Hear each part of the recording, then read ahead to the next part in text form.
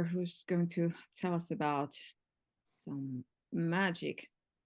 Welcome, Glyn. Thank you. So, would you introduce yourself? Who are you? Yeah, I'm Glyn Faulkner. I'm a professional tarot reader and coach and practicing magician. I guess one of my main interests, why I'm here, is kind of magic as a kind of spiritual path. Mm. Um, so yeah, that's been very much my own experience. Is that I kind of I started doing magic and accidentally stumbled onto a kind of path of self-discovery. Are there? I mean, obviously there are. I've been. Obviously, we are friends, so we've been talking a lot Yeah. of things. There are different paths of magic, or how Mhm. would you call them? Other paths or school? I, yeah, I like the word path more than I like school. School sounds a lot more formal. Like as a chaos magician myself, Mm. yeah, there's no school, there's no lessons except the ones you give yourself. So, um, or that the universe gives you, and Mm. they're often the fun ones. Yeah, so yeah, there are probably thousands of different approaches to magic. Mm. Whether there's very formal ones like the many people have heard of the Golden Dawn or the OTO. Golden Dawn being a very kind of Victorian, old school secret society with oaths and like secret teachings and grading systems and a very very formalized approach. And then you have kind of more folk magic-y traditions. For example, in the kind of things like voodoo, for example, not something I know that much about, but I understand that's very much teacher and student relationship. And then you have things like chaos magic, which are, yeah, I guess self-study program is but without the program. You pick the things you're interested in yourself and go after them and find out what happens. I guess it's best and worst feature that there's no one to tell you don't do that, it's really stupid. Mm. But there's also no one to tell you no, don't do that. You'll there's no one to slow you down. But Mm. the downside is there's no one to slow you down. Yeah. I guess, especially here in Finland, the first thing that comes to mind when talking about magic is black magic, and then there's, I guess, white magic. Is there a way to separate magic into these two categories, or are there like gray areas also? What is your perspective? I'm not a fan of simple classifications like that. I think there's a lot of nuance to it. That I guess if I had to pick, I prefer something like left hand path and right hand path to black magic and white magic. That Mm. it's like magic is a tool, and like any tool, you can use it for your own benefit, you can use it for the benefit of other people, or you can like destroy things with it.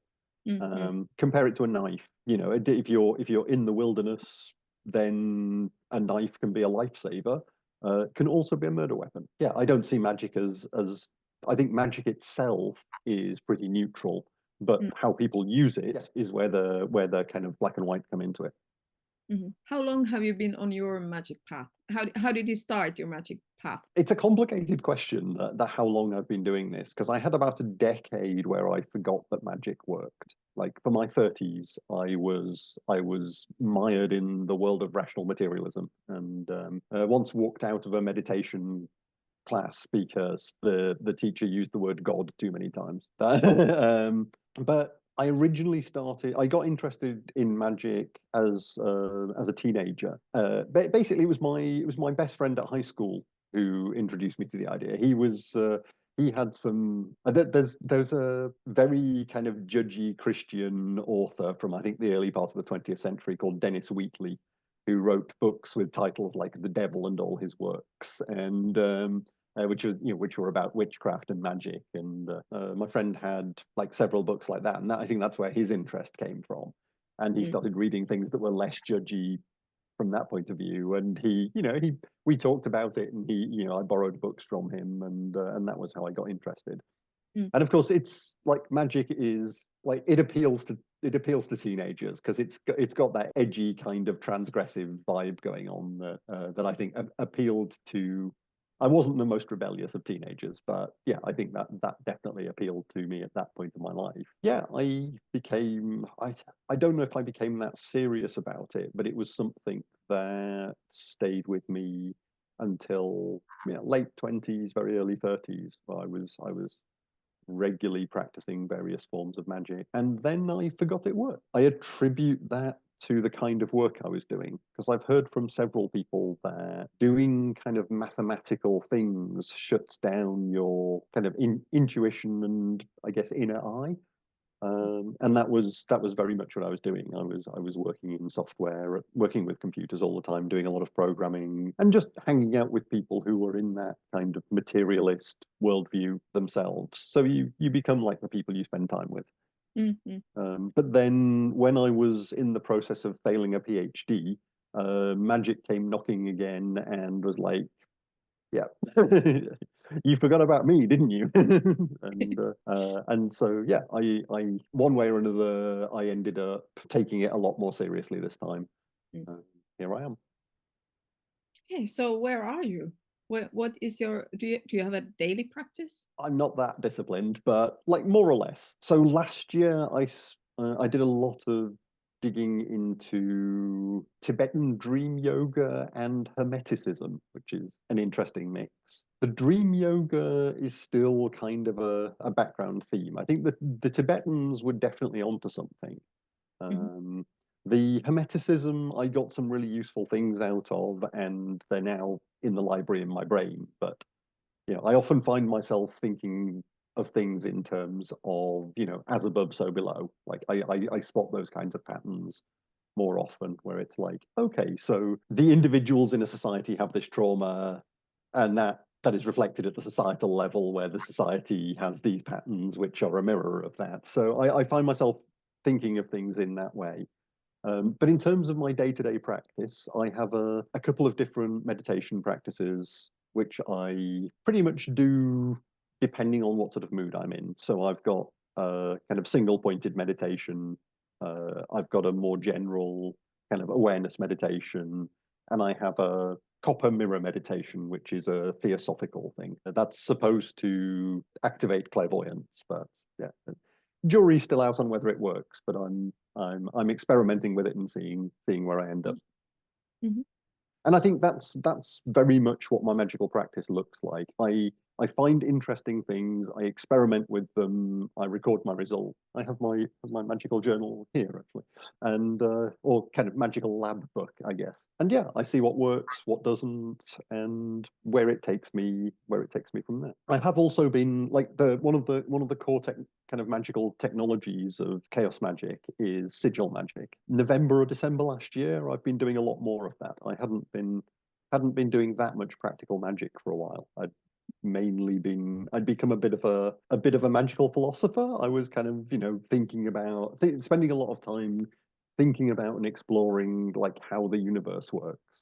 And so yeah, it's been interesting coming back to a more regular kind of practical magic practice, although the kinds of intentions I'm working towards now are very much focused on spiritual growth rather than getting an Audi. Like, do you consider yourself being a spiritual person? If that means.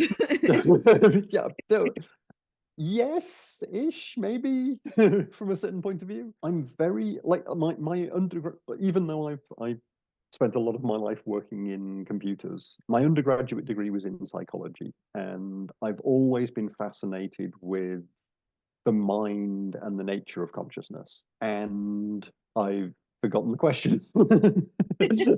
Minds are great. Yeah. I asked if you consider yourself to be a spiritual person. How do you define a spiritual person? Like, do you? Because obviously you're an Englishman and I'm from Finland. We don't really have in Finnish language, we don't really have a direct translation for a spiritual person.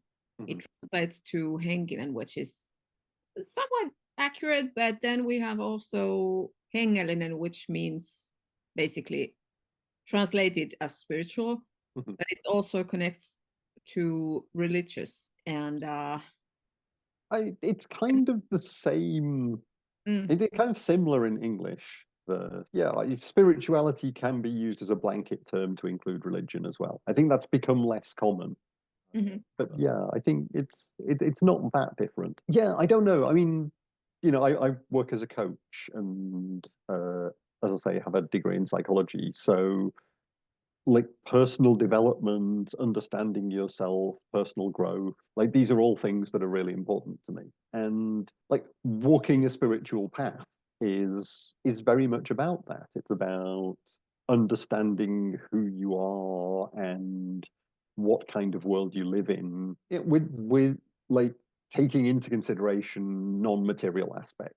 So but obviously scientists are trying to understand, who we are and the world, what world we live in. But they're, I think, from my point of view and the point of view of a lot of people I know who would call themselves spiritual, it feels like they've missed something important. And so, yeah, I think for me, that kind of exploration of the self and the world is an important part of it. You said that like many of the spiritual people are missing pieces. Is that the tribe of the New Age people?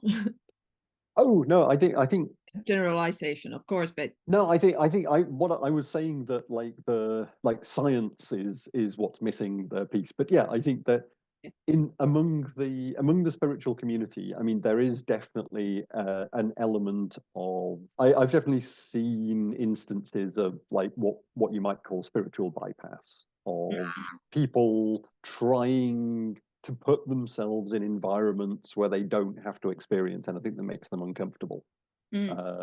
Everyone is where they are on their own journey, I guess, but that can be an unhealthy aspect of the spiritual community, like as a whole. That said, like a lot of people are not doing that. What is it Carl Jung said about, if you don't face your shadow, you risk being controlled by it. Yeah, I know a lot of people who are facing their shadow, but I've definitely seen people who hang around with hippies because it means they don't have to. It gives them an opportunity to not think about the things they don't like about the unwell capitalist world we live in. Yeah, I was just going to say that it doesn't really a demand for you to be spiritual, to turn your eyes away from the nasty things of life. New Age is really like a vast headline, basically, including a lot.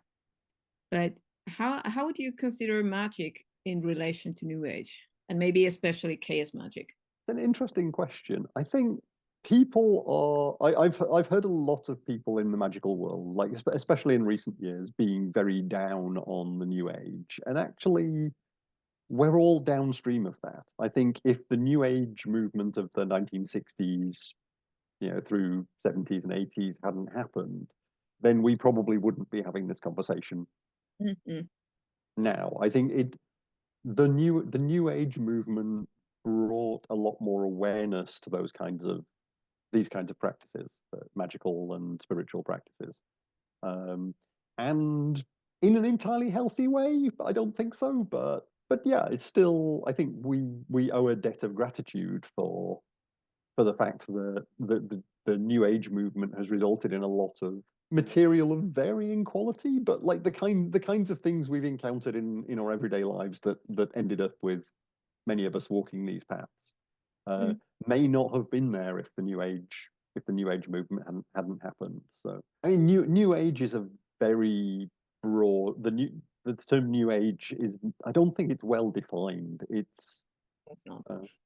Yeah, it includes magic. It includes kind of Eastern spirituality. It includes the Western esotericism. If it's New Age and like the Eastern traditions are thousands of years old, so it's not that New Age. No, I think yeah, I'm not sure. I think the what was new about it was people who weren't in those traditions coming to explore them. Yeah, yeah.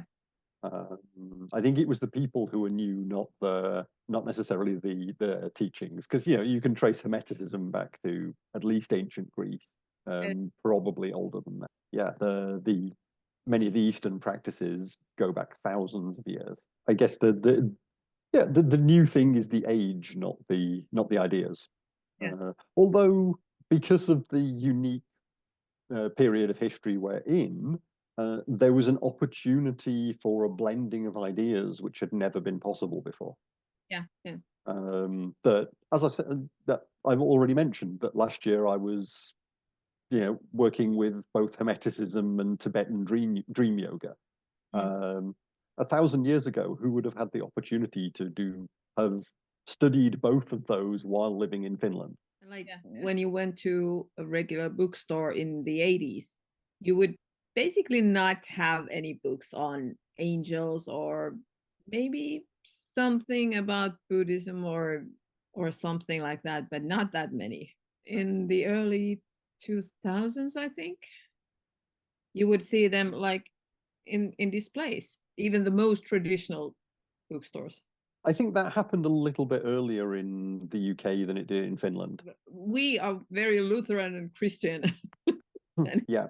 right now there's at least in my social media bubble, there's a very intense conversation going on once again between the real Christians, people who consider themselves to be only proper Christians, and the others who basically, I guess we can call New Age people. I mean, you have to use some definitions to have a conversation. Yeah. From what I've been talking with English people, I guess you guys have such long history in Britain that and you have all roots, and you have that in history books, and we don't basically have anything. We had one guy who wandered around and collected some poems, and they had just been like, this is of course a bit straight. So my perspective on this is a little bit different. That I would say that I think we've had this conversation before, but I would say that Finland is much closer to a living tradition of magic than Britain is. But we are not there, because that's been taught us that doesn't really have any value. Traditions do not have any value. Only things that value are from basically abroad. Yeah, but naturally here in this country do not value. That's what we have been taught. And you guys have in history, like you have history with the Romans, and which is the history of the world basically, or at least the Western world. You are in those books and we are not. So we basically don't exist. Like this is how our school system is teaching us. We don't have any prehistory basically officially, which is not true, because there are constant findings of prehistoric times and findings, and they are just officially considered to be like, well, it might have been brought by sea water, or like it must have been like an accident. There hasn't happening. And now when I've been looking into these things, like we have a very vast traditions, but they're just not, they're hidden from us. We're not taught anything about that. Like I think I've used this example when we were talking before, but I have a friend who it was her grandmother who converted to Christianity from traditional Finnish folk belief. And like the Romans made sure that didn't happen. That was not going to happen in the UK in the 21st century. So there's two sides to that. There's two sides to that coin that I think, yeah, you still had, even if the traditions weren't completely intact, I think you're still much closer to a living tradition than we are in the UK. I think you were spared a lot by not having the Romans come visiting. Yeah. I'm not saying it was a good thing, but they recorded the history. And of course, the history is always recorded. The official history is told by the winners. So the other side is often not told. Yeah, it is. And I was having a conversation about, like history and like as it relates to Britain, because Britain obviously has a like seriously blood-soaked past. Mhm. And yeah, my memories of history lessons in school, we did the Romans, we did medieval, we did Second World War. Mm. It's like, oh, you're missing. There's a big gap in the middle there. Why aren't we talking about that? What was Britain doing for those centuries in the middle? And the answer is we were slaughtering people all over the world. Mm. Like, that's You would not say that out loud. That happened. We do not talk about that. Mm. it. And I mean, yeah, you're absolutely right. We don't talk about that, and yeah, to our detriment, I think. Like you said, we are much closer to traditions here in Finland. Can you give me a couple of examples? You put me on the spot now. Uh, so I know this is like in this form is a fairly recent tradition, but for example, at Christmas or Independence Day or All Souls Day, visit any graveyard, and there is a candle on every grave. Mm. The dead are still part of the festivals, Yeah. and go to any British cemetery on a festival, and yeah, there'll be one or two lights on one or two graves, but yeah, it'll be no busier than most other times of the year. I visited my own mother's grave once. I've never visited my grandparents' grave. Yeah, we don't have a connection to the dead. Mm. And here you do. When I started my own ancestor practice, it was really easy to get started because I went to Lidl at the end of the road, and there was a whole section of like grave candles. Mm. I could take my pick, and yeah, in the UK, sure. I mean, I could get candles, but like ones specifically designed for like placing on graves. Yeah, I'm sure you could find them if you knew where to look, but you wouldn't find them in your local supermarket. Oh wow. I could not even think about. Like that's so everyday stuff that I Yeah, could. yeah, it is, and that's where my outsider's perspective on Finnish culture is useful because I think it's very easy, and I'm as guilty of this with my own culture as everyone else, but it's very easy to, from the inside, to see the things that frustrate you and Mm. not see the things that actually, this culture does well.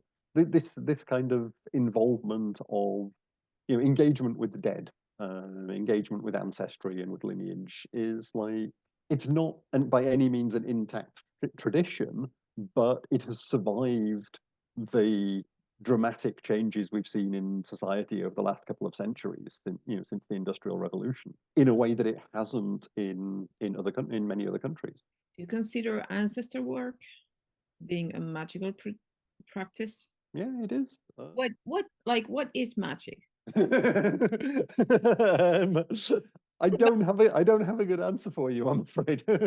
My usual dodge is that ask me what love is, and I can't tell you, but I'll know it when I see it. Yeah, yeah, yeah. And yeah, my usual dodge is I'm desperately trying not to reference a Hadaway song now. um, yeah, I don't have a good definition for you. Every magician who's ever written a book, I think, has come up with their own definition of it.